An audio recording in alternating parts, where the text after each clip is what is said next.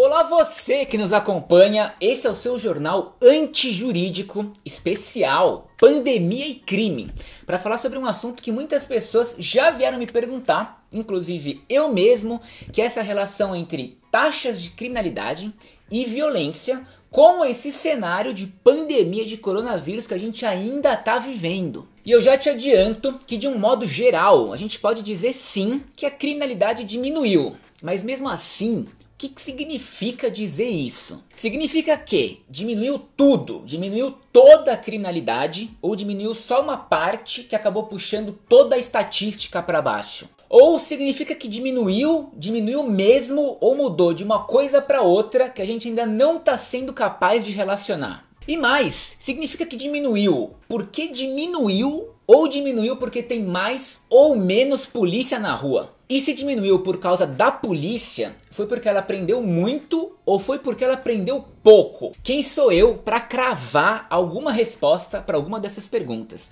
Mas esse episódio se propõe sim a caminhar em algumas direções, traçar algumas críticas e desmistificar algumas noções que a gente tem de segurança pública e criminalidade. Lembrando que todos os artigos, as pesquisas, as referências e os links que eu usei para gravar esse episódio estão na descrição do vídeo aqui no YouTube. Como sempre, antes de começar, queria lembrar a todos que a gente tem um Apoia-se, onde é possível você financiar esse canal antijurídico com o quanto quiser, pelo tempo que puder.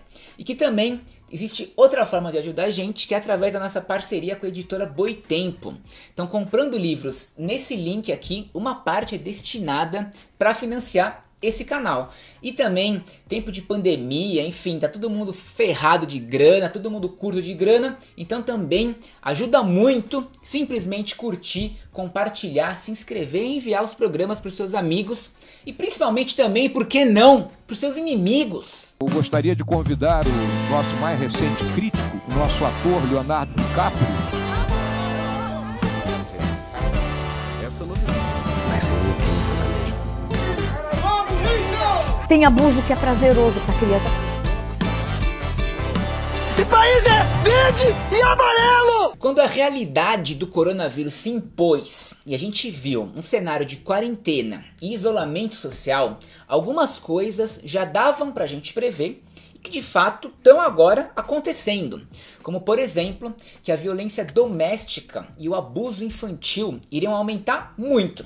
E que por outro lado, as brigas e agressões de uma forma geral iriam diminuir. Porque as pessoas estão isoladas, com menos chances de um encontro, menos chances de um desentendimento absurdo que resulte numa treta épica.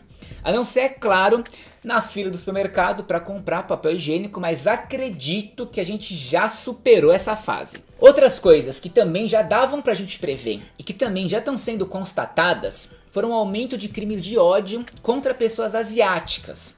Ainda mais quando a gente tem presidentes nível Bolsonaro e Trump que se referem até hoje ao coronavírus como vírus chinês. E também os crimes cibernéticos, né? Já que as pessoas estão passando mais tempo no computador, trabalhando, fazendo compras, brisando, Netflix, enfim. Mas também espera-se que a longo prazo esses crimes cibernéticos deem uma diminuída, ao passo que a gente vai ganhando mais experiência e aprendendo melhor a mexer na internet de uma forma segura. Apesar do coronavírus ser uma novidade pra gente, já existem pesquisas e teorias relacionando o crime com eventos cabulosos, do tipo desastres naturais, ataques terroristas, blackouts, enchentes e também pandemias.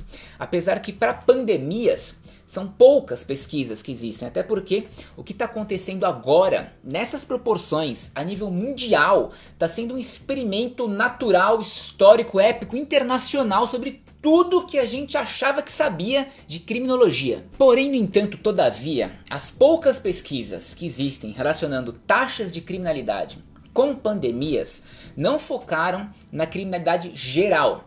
Elas focaram mais no aumento de crimes de corrupção, crimes cibernéticos e, veja só vocês, crimes ambientais. O que, inevitavelmente, faz a gente lembrar daquela reunião ministerial do Bolsonaro, onde o ministro do Meio Ambiente, Ricardo Salles, disse que o governo precisa aproveitar a pandemia e a atenção da mídia nisso para passar boiada no que se refere às desregulamentações ambientais. Sobre isso que a gente está falando, existem essencialmente 3 teorias relacionando as taxas de criminalidade com eventos cabulosos.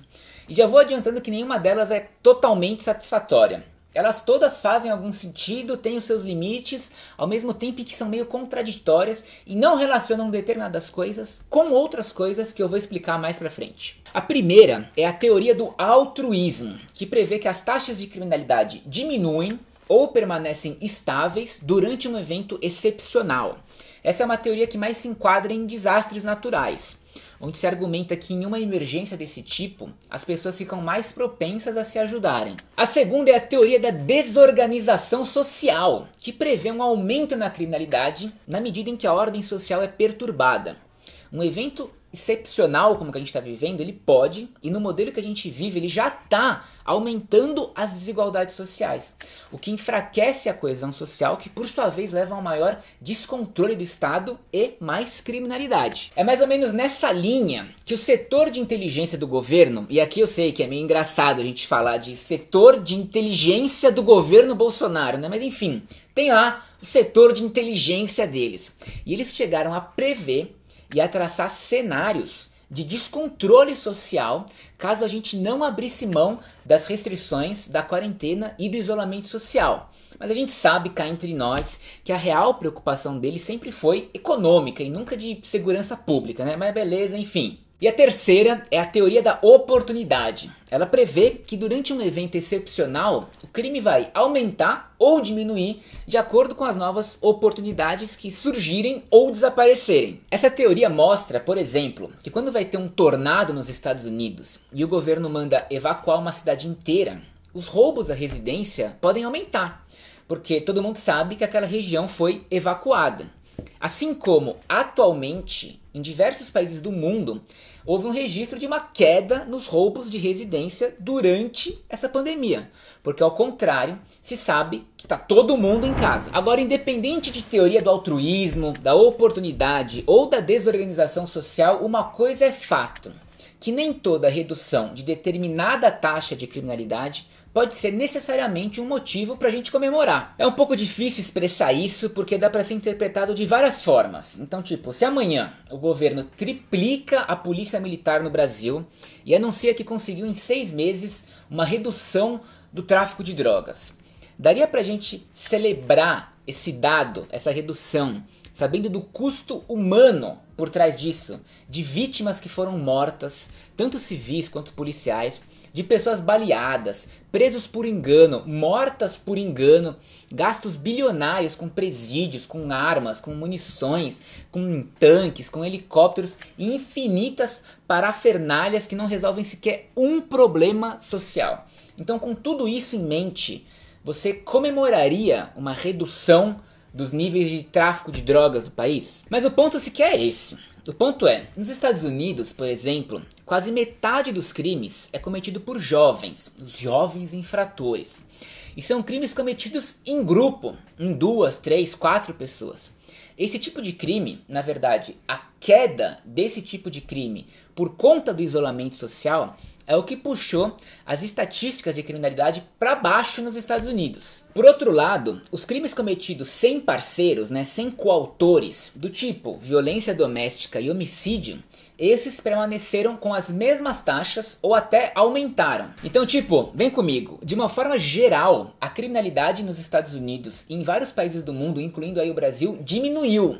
Mas foi uma diminuição de determinados tipos de crimes. Crimes violentos e assassinatos ou cresceram ou continuaram iguais. Então, da mesma forma que o isolamento social e o distanciamento e a quarentena prejudicaram a prática de determinados crimes, eles contribuíram para o aumento da prática de outros crimes. E a má notícia aqui é que a gente reduziu os crimes que têm menor impacto para a sociedade e viu um aumento de crimes com maior impacto e, sobretudo, maior trauma para a sociedade, que são os crimes violentos e os homicídios. Mas bom, bora brisar, porque em tantas cidades grandes do mundo os homicídios aumentaram, colocando aí na conta São Paulo também. Não dá ainda pra gente ter uma resposta definitiva para essa pergunta, por enquanto, mas a gente tem algumas hipóteses para isso, que incluem, por exemplo, armas. Tanto no Brasil como nos United States, Trump e Bolsonaro são fãs de armas, né? Armas para a população, cada um se defende com a sua arma. Se todos estiverem armados, o problema da criminalidade está resolvido, etc, etc e blá blá blá. Para isso, tome decreto sobre porte de armas, sobre posse de armas, sobre quantidade de armas que cada um pode ter, tanto de munição que cada um pode ter, flexibilização daqui, flexibilização de lá. A gente chegou ao ponto de nos Estados Unidos as lojas de armas terem entrado para a categoria de serviços essenciais e permaneceram funcionando durante toda a pandemia, inclusive até hoje, lado a lado das farmácias, dos postos de gasolina e dos supermercados. Para você que é uma pessoa esperta, eu nem preciso dizer que, veja só, né? Mais armas significam necessariamente mais mortes por armas e mais violência armada. Esse é o primeiro ponto que a gente já pode levar em consideração. Segundo ponto é, hospitais sobrecarregados podem ter reduzido a capacidade de tratar vítimas de crimes violentos, aumentando aí as chances delas morrerem. Tem especialistas e pesquisadores que entendem que isso também pode ter influenciado no aumento dos homicídios. Tipo, no sentido de que não é que a gente está matando mais pessoas, mas é que mais pessoas podem ter morrido em tentativas de homicídio porque os hospitais ficaram lotados e isso prejudicou o atendimento dessas pessoas. E outra explicação, que é particularmente a minha favorita, é que essas duas explicações podem estar certas, mas também não seria surpreendente se a gente não fizesse a menor ideia do que está acontecendo. Essa pandemia de fato bagunçou o mundo todo, bagunçou a violência, bagunçou a criminalidade, bagunçou o crime organizado. Isso pode ter levado a comportamentos imprevisíveis que a gente só vai conseguir explicar lá na frente quando a gente tiver muito mais dados, muito mais informação. Agora, uma coisa que dá pra gente explicar é o aumento da letalidade da polícia. Se você assistiu ao programa anterior, viu que a polícia, principalmente aqui no estado de São Paulo, continua batendo seus recordes de letalidade.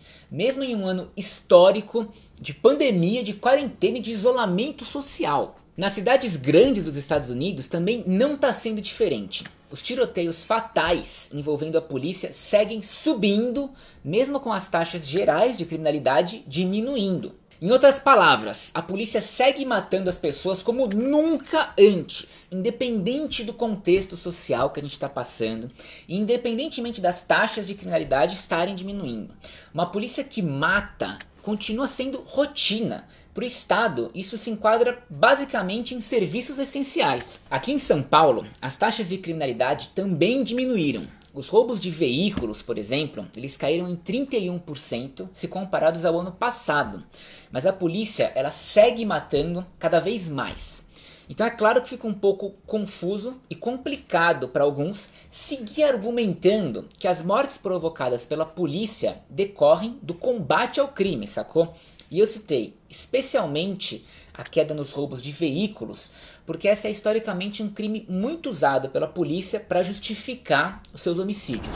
Então vamos lá. O fato de menos roubos estarem ocorrendo, mas a polícia seguir matando em níveis recordes, na verdade é um fato que caga na cabeça das duas principais justificativas da polícia e do governo quando eles são questionados e criticados todos os anos por baterem recordes de letalidade. A justificativa número 1 deles sempre foi de que o crime diminuiu porque a polícia matou mais. Só que, em um contexto, como a gente já disse aí 1000 vezes, de pandemia, isolamento social, quarentena e os caralho a quatro, a tendência global foi de uma diminuição das taxas de criminalidade. Mas a polícia segue matando mais pessoas. Ou seja, matar mais pessoas nunca esteve ligado à redução da criminalidade. E a justificativa clássica número 2 sempre foi de que a polícia tá matando mais porque os roubos estão aumentando. Numa lógica de que se tem mais roubos, tem também mais chances da polícia intervir e ter um confronto e os bandidos morrerem. Só que não, né? Como a gente também tá vendo esse ano, os roubos estão diminuindo, mas a polícia tá matando mais.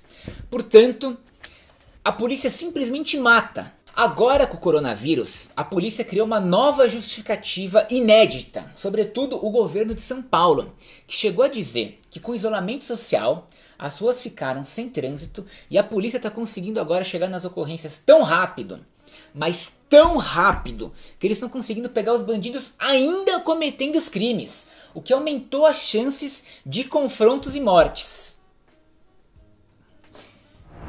Na verdade, ainda aqui em São Paulo, desde que o João Dólar assumiu o governo, a nossa polícia militar passou a matar cada vez mais e prender cada vez menos.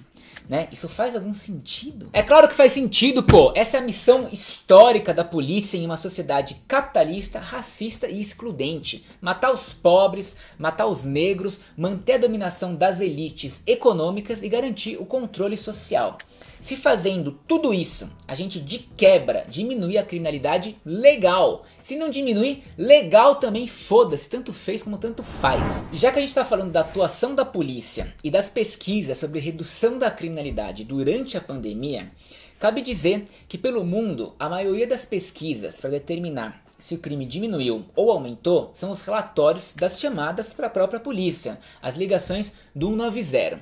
Essa é uma métrica, é uma das principais métricas, mas ela não é a única métrica. E o que eu quero dizer com isso é que a própria atividade policial afeta as taxas de criminalidade, já que a polícia pode mudar o seu comportamento e a sua rotina, tanto para reduzir o contato público e se proteger do vírus, quanto priorizando determinadas chamadas ao invés de outras, dependendo do risco que eles têm de se contaminar ou prender pessoas contaminadas que acabem contaminando as pessoas que já estão presas. E sobre tudo isso e mais um pouco, eu já venho falando nos episódios anteriores aqui no canal. Esse lance de alguns departamentos de polícia mundo afora estarem prendendo intencionalmente menos pessoas para evitar a disseminação do coronavírus nos presídios. E também é bom lembrar que hoje já existe uma considerável quantidade de evidências e de pesquisas revelando que reduzir o policiamento, na verdade, contribui para a redução da criminalidade. E o maior experimento que demonstrou isso foi a queda na criminalidade dos Estados Unidos em 2014 e 2015,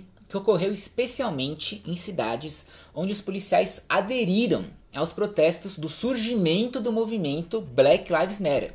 E aí, em uma espécie de greve, eles pararam de sair às ruas ou fazer blitz, enfim, eles reduziram toda a sua atuação. Nessas cidades, a redução da atividade policial ela foi acompanhada de uma redução da criminalidade. Isso porque, como você já entendeu, a polícia é também um fator de violência, de ameaça de violência, de perigo, de risco, de interações que nunca precisariam ter ocorrido, de conflitos que não teriam sido gerados sem a sua presença ou que foram gerados por causa da sua presença e por aí vai. E o resumo da ópera é esse: pandemia de coronavírus com furtos e roubos diminuindo, enquanto os homicídios seguem estáveis ou aumentando, assim como a letalidade da polícia, que não para de bater os seus recordes independentemente do cenário e das taxas de criminalidade. O que desmente, como você viu, a ideia de que a polícia apenas reage à violência, ou mais cômico ainda, de que ela combate a violência. E antes de me despedir de vez, muito obrigado por assistirem o vídeo inteiro, você que chegou até aqui. Lembrando que você pode fazer parte do Apoia-se, comprar livros na Boitempo ou simplesmente disseminar esse conteúdo aí pelas redes sociais. Aproveitando também, siga a gente no YouTube, no Instagram e no Twitter, beleza? Valeu, falou!